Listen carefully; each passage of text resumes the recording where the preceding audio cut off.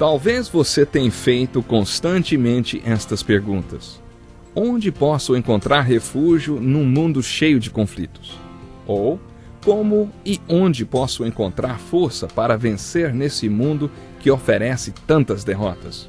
Acompanhe agora com o pastor Edson Bruno mais um programa Encontro com a Palavra.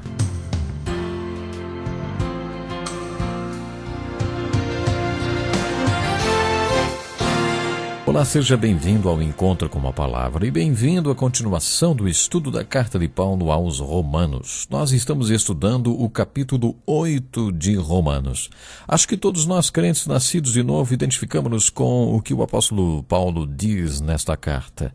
No final do capítulo 7 e início do 8, Paulo usa a palavra carne 12 vezes e menciona o Espírito 20 vezes. Quando comentamos sobre o final do capítulo 7, eu disse que neste trecho Paulo fala sobre a inadequação da lei. Quando você quer cumprir a lei e seu único recurso para isso é o seu próprio esforço e sua própria força de vontade, que miserável homem você é! Como a vida é miserável quando estamos longe de Deus, sem o cuidado de Deus, vivendo na carne. Acontece que Paulo não estava vivendo longe de Deus, nem sem o cuidado de Deus. No capítulo 8, ele cita o Espírito 20 vezes. Quem nos libertará do corpo sujeito à morte? Ele responde, graças a Deus e ao Espírito Santo. O final do capítulo 7, portanto, serve como um pano de fundo sobre o qual Paulo apresenta as joias do capítulo 8. Todos nós nos identificamos com o que Paulo fala sobre viver na carne, sem o cuidado de Deus, longe de Deus. Todos nós sabemos o que é isto. Mas Paulo não para no capítulo 7.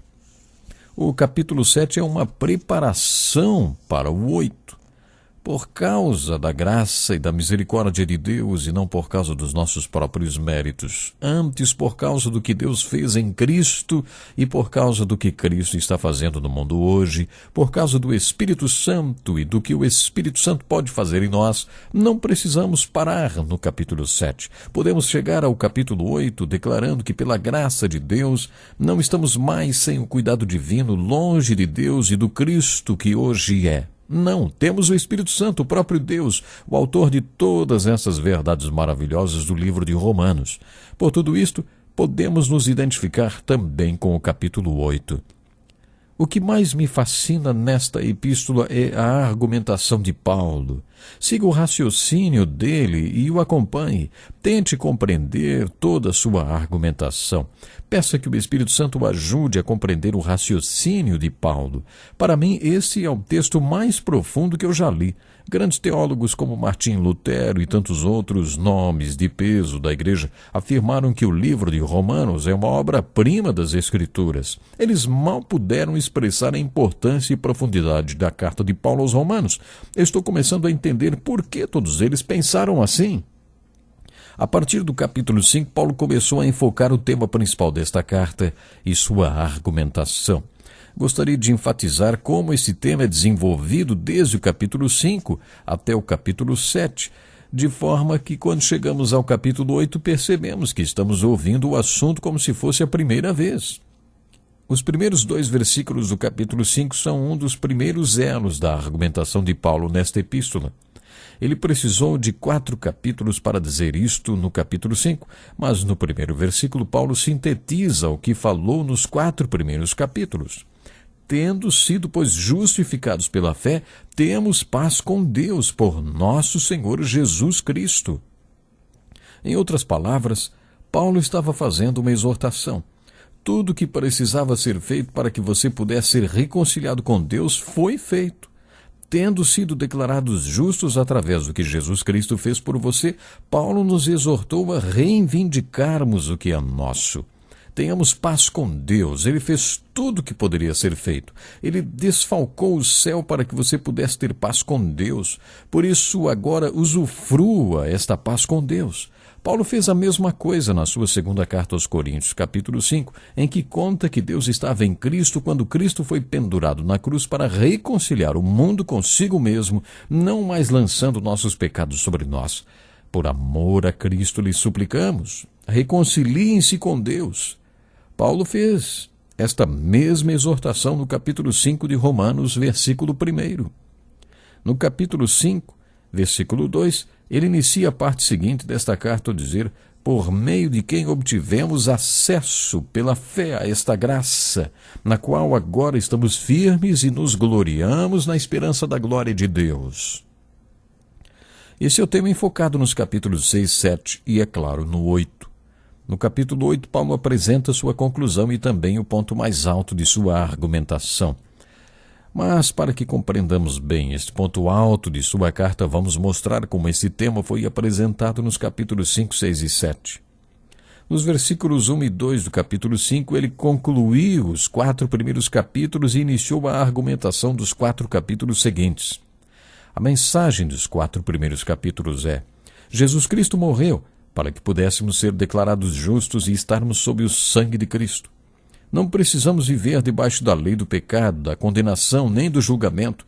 Podemos viver debaixo do sangue. É isso que Paulo está dizendo nos 4 primeiros capítulos da Epístola aos Romanos.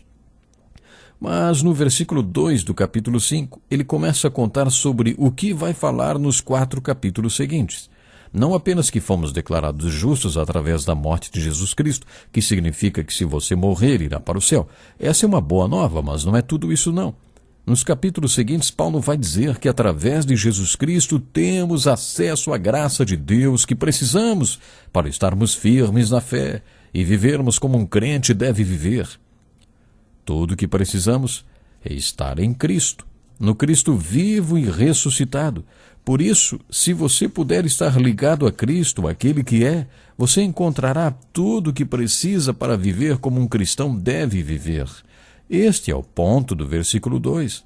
Paulo fala sobre o acesso pela fé à graça. Isso não é maravilhoso? Reflita um pouco sobre o que tem sido a sua jornada espiritual. Antes de mais nada, você tem um dia marco na sua vida espiritual? Você se lembra do dia em que ouviu pela primeira vez que Jesus morreu pelos seus pecados? Você se lembra do dia em que passou a ter certeza de que seus pecados foram perdoados e sua culpa desapareceu? Paulo ensina que, quando cremos na morte de Cristo pelos nossos pecados, esta fé se torna um milagre em nós. Esta fé se torna o poder de Deus que opera a salvação em nossas vidas. Mas, como já enfatizamos, a morte de Cristo é apenas uma parte do Evangelho. A outra parte é a ressurreição dele. A morte de Cristo significa que podemos ser reconciliados com Deus, declarados justos, ir para o céu, ter comunhão com ele, hoje e sempre. A ressurreição de Cristo significa que ele está vivo e ativo no planeta Terra e que você o conhece. Você pode ter um relacionamento com ele. Neste relacionamento, você encontra tudo o que precisa como uma fonte de poder para ser o que ele o chamou para ser, uma pessoa declarada justa que vive na justiça. Esta é a grande verdade apresentada no versículo 2.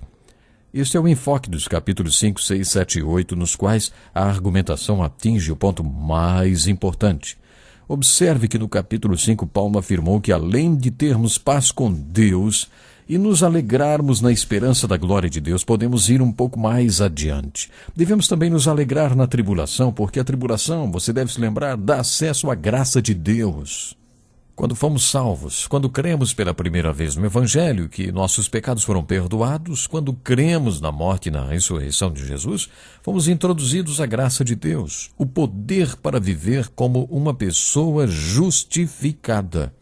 Paulo diz que esta graça existe e que temos acesso a ela, e pronto. Ele não disse mais nada. Ele não falou que temos a graça, mas sim que temos acesso a ela. Mas a seguir, Paulo afirmou que Deus nos ama e faz uma pressãozinha sutil para nós, ou sobre nós, a fim de que passemos a usufruir desta graça. Deus permite a tribulação. Isso está escrito no capítulo 5 de Romanos, versículos 3 e 5, nos quais Paulo diz que devemos nos gloriar na tribulação, porque o sofrimento produz upomone, ou seja, a perseverança que produz um caráter aprovado, e o caráter aprovado, esperança, e a esperança não nos decepciona. Tudo isso nos leva a ter uma experiência na qual o Espírito Santo é derramado em nossos corações. Ele usa a mesma palavra usada no livro do profeta Joel e no capítulo 2 de Atos, que diz: nos últimos dias, diz Deus, derramarei do meu Espírito sobre todos os povos. O Espírito Santo é derramado em nossos corações. Através do Espírito Santo, tudo acontece. Foi isso que Paulo quis dizer ao escrever que a tribulação nos dá acesso à graça na qual fomos introduzidos, quando fomos salvos. Você creu e foi declarado justo e lhe foi dado acesso à graça, mas você não se apropriou dela. Mas, como Deus o ama, Ele permite que a tribulação venha para que você seja forçado a acessar a esta graça. E aí acontece. Você entra na graça de Deus que está em Cristo, o Cristo que foi levantado dos mortos. Preste atenção, o princípio é este. Quando você foi salvo, quando você creu no Evangelho, você passou a ter acesso à graça de Deus. Mas acontece que você não acessou esta graça. Com uma pressãozinha da parte de Deus, você é forçado a acessá-la. Por isso, alegre-se na tribulação ou no que quer que o tenha levado a usufruir da graça de Deus. Foi isto que Paulo falou no capítulo 5. O ponto que Paulo passou a enfocar foi este. Existem dois fatores envolvidos na salvação. Um deles é crer na morte de Cristo, cujo resultado é a justificação. O outro é crer na ressurreição de Cristo, cujo resultado é viver em contato com o Cristo vivo. Ele está no barco com você. Isto faz toda a diferença na sua vida. Ele quer lhe dar o poder para viver como deve realmente viver. Paulo afirma isto e ainda acrescenta no capítulo 5, versículo 10. Se quando éramos inimigos de Deus fomos reconciliados com Ele mediante a morte do seu Filho, quanto mais agora, tendo sido reconciliados, seremos salvos pela sua vida. Fomos inimigos de Deus e fomos reconciliados através da morte do seu Filho, quanto mais agora. Observe quantas vezes Paulo usa esta expressão: seremos salvos na sua vida, em união com Ele, em união com a sua vida, em união com Cristo Jesus. Viver em união com Cristo Jesus é a garantia, é a força total para termos uma vida de vitória em nossa caminhada de fé. Portanto, saiba, se você está atravessando um momento de tribulação, aproxime-se mais do trono da graça de Deus, confiante de que realmente essa tribulação vai passar e que você estará mais fortalecido em Deus. Que verdade maravilhosa, hein? Bom, eu preciso ir parando agora, mas quero lhe convidar para estar comigo no próximo encontro com a palavra. Vamos continuar estudando o livro de Romanos, esta carta preciosíssima, e vamos aprender ainda mais sobre a graça maravilhosa do nosso Deus. Até o próximo programa, então. Deus lhe abençoe.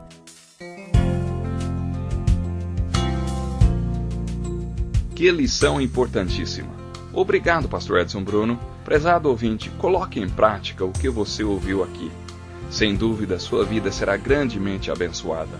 Este é um estudo escrito pelo Dr. Dick Woodward, na voz do pastor Edson Bruno. Escreva-nos e solicite o material. Nosso endereço é Encontro com a Palavra, Caixa Postal 2011, CEP 89201-970, Joinville, Santa Catarina. Até o nosso próximo encontro com a palavra.